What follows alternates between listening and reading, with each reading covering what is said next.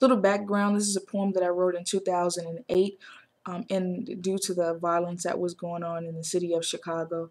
I got tired of hearing it on the news, seeing it on the news, having had my own 22-year-old brother murdered in the year before in 2007. I decided to write this poem, and it was featured in a couple of magazines. I recited it on a couple of major radio stations in Chicago, and it was featured on a couple of websites. So the name of the poem is called Praying Hands. So enjoy. In this time of violence, let's not be silent, but lift up our eyes beyond the skies. Kneel down on our knees, ask God for peace to make this violence cease. Do away with this beast that keeps stealing our youth like a little kid losing a tooth. They keep falling, we keep calling. Sirens sounding in the night, glaring through our windows so bright. Another child has been shot and no one knows what it's about. But gunshots keep ringing out. Click, click, pop, pop.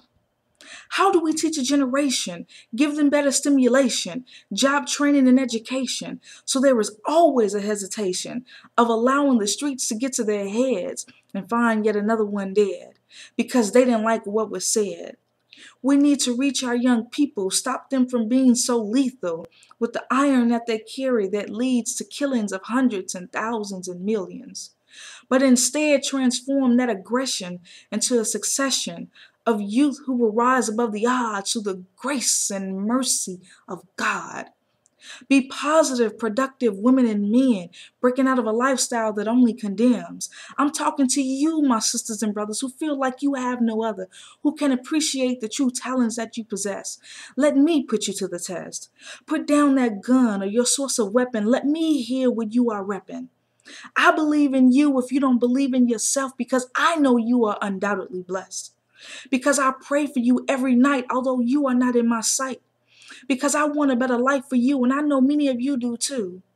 I know this world isn't always kind, and sometimes it's the tie that binds you from rights and wrongs as you move along, your days and nights trying to avoid confrontation and fights. But I urge you not to fall into this temptation of this horrible degradation of killing and hurting each other. So many funerals of young brothers, it has to end. Many have lost too many family and friends.